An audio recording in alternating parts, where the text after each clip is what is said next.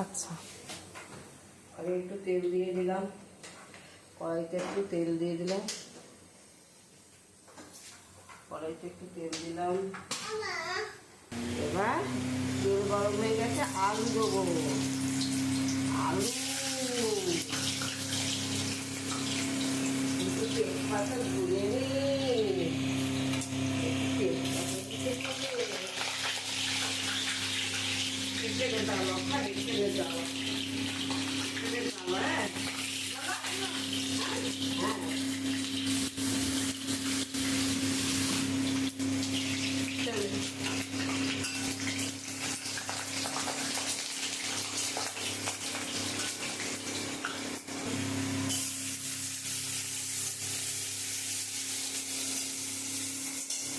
পেঁয়াজ দিয়ে দিলাম। পেঁয়াজ ঝিরিঝিরি করে কেটে দিয়েছে তাই তো? হ্যাঁ, আচ্ছা,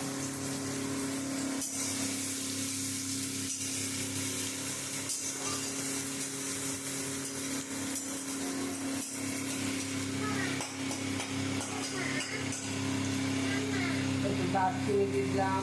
আচ্ছা। প্রথমে মানে ওই গোটা গরম মশলাটা ফোড়ন দিলে না? হ্যাঁ। এই যে মানে প্রথমে আলু এবং পেঁয়াজটা ভাজার পরে তুমি তেলের মধ্যে দারচিনি এবং ওই এলাচ ফোড়ন দিলে তাই এই তো? যে এলাচ দিয়ে দিলাম। আচ্ছা,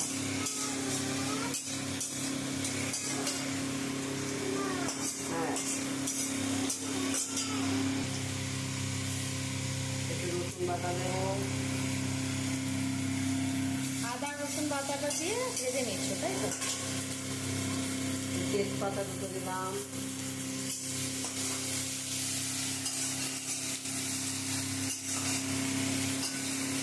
আগে মশলাটা সুন্দর করে করে নেব। কষিয়ে নেবে তাই তো? টমেটো দিলাম। টমেটো কুচি করে রেখেছিল।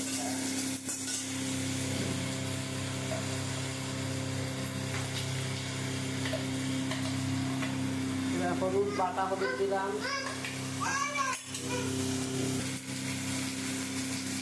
লঙ্কার গুঁড়ো দিলে এটা? আমার মা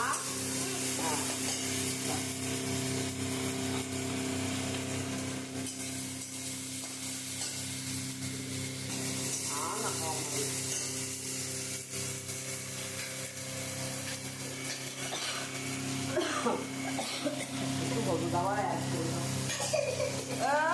বললাম তো এখানে আসিস না ভাই। এবার মাটনগুলো মাটনগুলো কি আগে সেদ্ধ করে রেখেছে? একটু বয়েল করে নিয়েছি, একটু বয়েল করে নিয়েছি। আচ্ছা, ঠিক কটা সিটি থেকে? দুটো সিটি, বা মাংসের কোয়ালিটির উপর সিটিটা ডিপেন্ড করে তাই তো?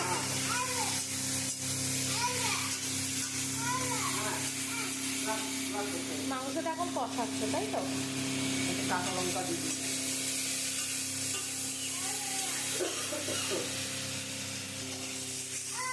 মাংসটা এখন কষিয়ে নিচ্ছে ভালো করে, কারণ একটু মাটনটা না কষালে কিন্তু সেই রকম টেস্টটা আসে না, তাই তো? আর খুব বেশি মাটন তো নয়, অল্প একটু মাটন মেয়েটা খাইনি।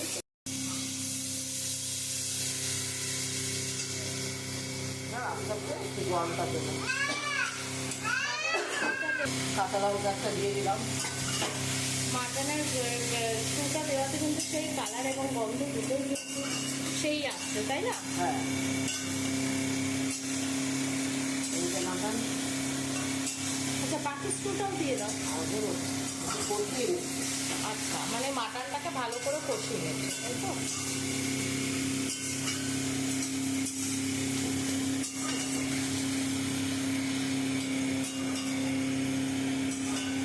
এবার আস্তে আস্তে মাটনের সেদ্ধ করে নিয়েছি যে জলটা, সেটা স্টুটা, মাটনের স্টুটা। আস্তে আস্তে দিয়ে দেবো।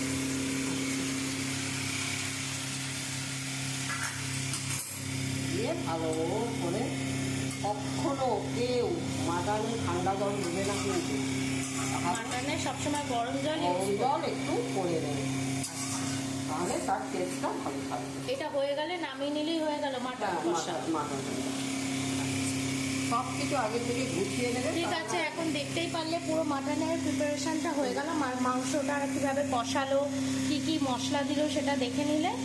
এবারে এটা ফুটে কিছুক্ষণ 2-3 মিনিট মতো ফুটিয়ে নামিয়ে নেবে, তাই তো? কারণ যেহেতু মাংসটা আগে বয়েল করেই নিই। হ্যাঁ, মাংসটা আগে যেহেতু রান্না করেই নিয়েছে, মানে প্রেসারে সিটি দিয়েই নিয়েছে, তা সেহেতু আর কি কিন্তু আর বেশিক্ষণ রাখবে না। এটা একটু কষা কষা মতো ঝোলটা টেনে গেলেই 2-3 মিনিটের মতো নামিয়ে নেবে। আলুও চন্দ্রমুখী আলু, বেশিক্ষণ সেদ্ধ করতেও লাগবে না।